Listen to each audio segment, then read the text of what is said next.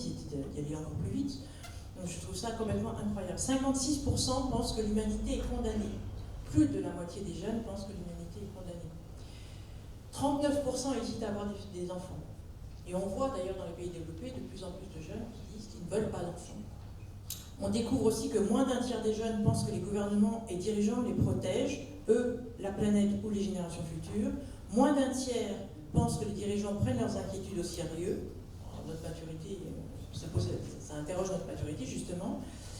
Et 2 tiers pensent qu'on leur ment, que les gouvernements et les dirigeants leur mentent. Et alors moi je pense que ça c'est un signal, on n'est plus dans le signal faible, on est dans le signal fort, parce qu'une jeunesse qui n'a rien à perdre, elle n'a encore rien gagné, et qui est désespérée, c'est une jeunesse absolument, c'est une jeunesse déprimée. La solastalgie, c'est un mot qu'on découvre. Les dépressions, l'éco-anxiété, c'est des mots qu'on entend de plus en plus et qui se retrouvent maintenant en termes de santé publique. Donc c'est un problème de santé, ça devient un problème de santé mentale pour le coup. Et il me semble que ça, c'est avec eux qu'on doit passer un contrat maintenant. Mais est-ce que, sans faire de provocation, la survenance de la Covid, est-ce que ça n'a pas le mérite de montrer que notre sort est collectif et que nous devons trouver des solutions ensemble? Donc, c'est quand même la première fois qu'il y a un consensus, je veux dire, au niveau de tous les pays. Il n'y a pas de gagnant dans cette lutte.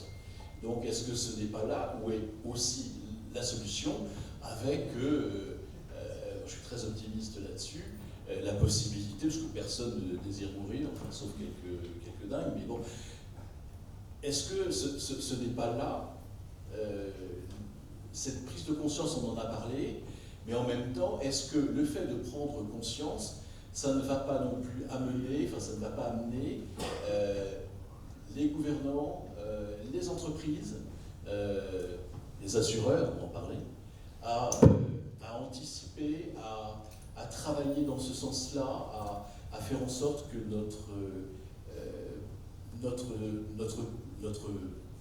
pas dire notre pays, parce que c'est quand même beaucoup plus grand que ça, soit porteur véritablement d'un avenir.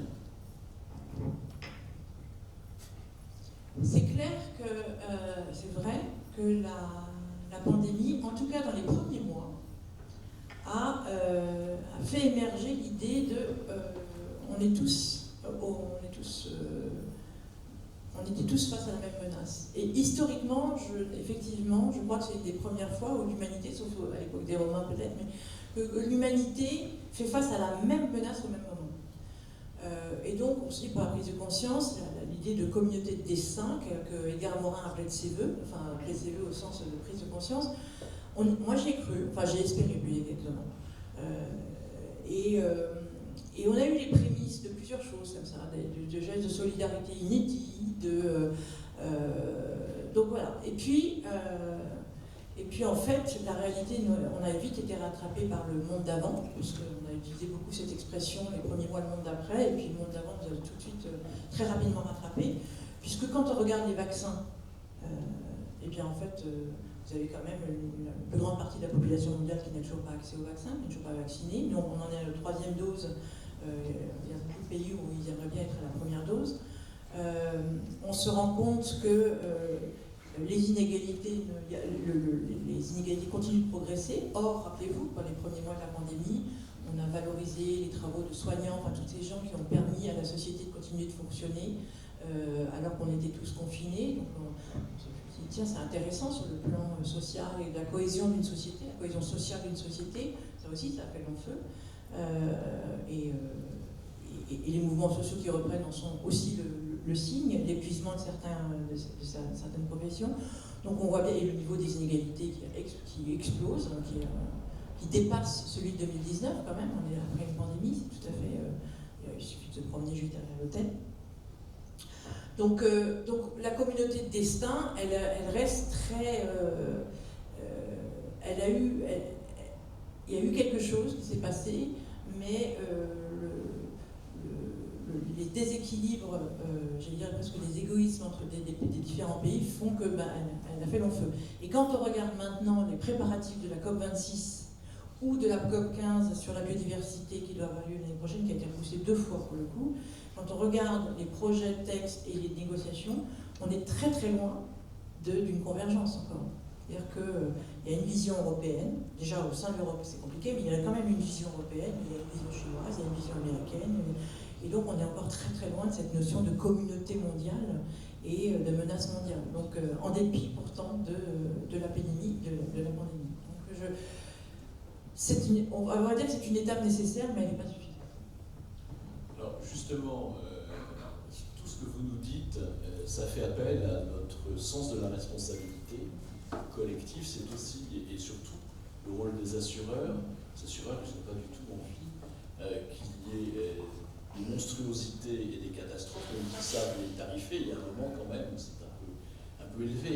Qu'est-ce que vous auriez envie de dire à ce parterre de ladies and gentlemen ici présents pour justement aller dans le sens d'une anticipation et en même temps d'un accompagnement vers ce qui peut être fait? Parce que, encore une fois, vous savez, c'est Attali qui disait ce qui est fantastique chez les Américains, c'est qu'ils attendent toujours la cavalerie. Jusqu'à présent, elle est arrivée. Mais il y a autre chose que la cavalerie aussi. Et donc, il y a peut-être un message à délivrer à tous ceux qui sont en train de fabriquer l'assurance de demain, qui est forcément différente de celle d'aujourd'hui.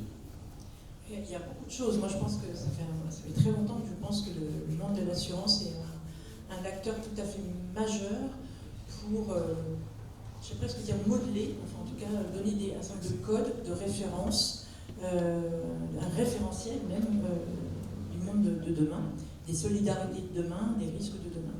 Donc déjà, il faut effectivement, et autant d'ailleurs dans l'action sur l'atténuation, si pour la biodiversité et surtout le climat, que dans l'adaptation, puisque là on doit faire face, on a deux défis en parallèle. On a le défi de l'atténuation, réduire nos impacts sur la biosphère, et l'adaptation, parce que de toute façon les impacts du passé font que pour les 30 ans à venir, l'histoire elle est écrite. Donc, et cette histoire va être extrêmement difficile.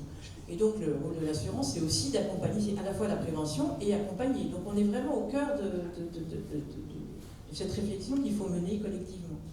En plus, on est ici, on est accueilli par un organisme paritaire qui travaille de manière paritaire. Et moi, je pense que c'est une des clés aujourd'hui dans la réflexion qu'il faut avoir, c'est travailler avec l'ensemble des acteurs, alors paritaire, pas seulement paritaires sociaux, moi j'élargis un peu la réflexion, mais l'ensemble des acteurs, des parties prenantes, puisqu'on voit bien, dans la mesure où on fonctionne dans un système, si on n'engage pas le système dans sa globalité, au même moment, eh bien, on aura du mal à faire évoluer les choses. Donc c'est très intéressant, et je pense que les assurances sont des acteurs clés pour ça, parce qu'elles justement, elles sont connectées à toutes les parties prenantes d'une société. Donc déjà, ce rôle-là, d'être un point de contact important entre les parties prenantes est extrêmement important. La deuxième chose, c'est qu'elles sont les assurances sont des investisseurs. Le rôle d'investisseur est évidemment tout à fait majeur. On parle de l'investissement durable aujourd'hui, enfin du rôle de l'investissement durable, c'est une évidence. Donc déjà, désinvestir les secteurs dont on sait qu'ils sont les plus toxiques pour l'avenir de l'humanité, et en même temps investir dans ceux qui sont porteurs d'un renouveau, d'une régénérescence, d'une protection, de choses possibles, ça c'est une responsabilité qui me semble très importante. Ensuite, en tant qu'assureur, et c'est là où il faut penser les risques de demain. C'est quoi les risques? C'est quoi les nouveaux risques? Il faut valoriser peut-être dans le système assurantiel les comportements vertueux. J'ai parlé tout à l'heure du régime alimentaire. Quand on réfléchit à l'impact du régime alimentaire, c'est dire à quel point le comportement aujourd'hui peut induire des changements tout à fait majeurs. On le sait pour la sécurité routière, on le sait, mais donc je pense que là, il y a un rôle d'information, de réflexion aussi, de dialogue extrêmement important. Après, évidemment, là, le fait dans les systèmes d'assurance d'arrêter les dissonances, c'est-à-dire, moi je trouve toujours étonnant, je vais le dire un peu brutalement, de manière un peu provocante, mais aujourd'hui de voir qu'on n'assure plus les panneaux solaires, mais quand on continue à assurer les sites d'exploitation fossiles. Il y a une espèce de paradoxe complètement dingue, quoi. Donc, c'est pas toutes les assurances, etc., mais c'est quand même quelque chose de tendanciel. Donc voilà, je pense qu'il y a être exemple, et puis enfin être exemplaire. C'est-à-dire qu'aujourd'hui, il y a des engagements à travers, je parle par exemple des sociétés à mission, des choses comme ça. On voit des tas de sociétés, j'accompagne des sociétés, je suis dans des comités de mission de sociétés, et on voit des virages absolument incroyables qui sont faits et qui sont portés en plus, c'est extraordinaire, qui sont portés par tous les salariés. Donc en fait, on a plein, et c'est ça la bonne nouvelle, c'est qu'on a plein de cartes à jouer. Et on n'a jamais été aussi acteur qu'aujourd'hui parce que justement on est sur tous les assureurs, on a tellement de cartes à jouer, de contacts, et on est dans quelque chose de systémique, ce qui fait qu'on a plein de points de contact avec le système, et ça c'est passionnant de s'emparer de ce rôle-là avec cet objectif-là. Donc voilà ce que pour le rôle des assurances, il me semble qu'il est immense. Et vous nous disiez que, dans la présentation que je faisais, je parlais du fait que vous êtes porte-parole du grand défi des entreprises pour la planète. Ça veut dire quoi? Ça veut dire que vous faites partie des gens qui mettent en pratique ce que vous dites? Oui, en fait, vous savez, par rapport à, juste pour faire le lien avec la question d'avant, il y a 4 moyens finalement. On a au moins 4 moyens, une grande famille de moyens pour inventer la suite. Il y a la réglementation, la contrainte, et elle a son rôle. L'innovation, elle a son rôle. Le modèle, être exemplaire, et puis l'engagement.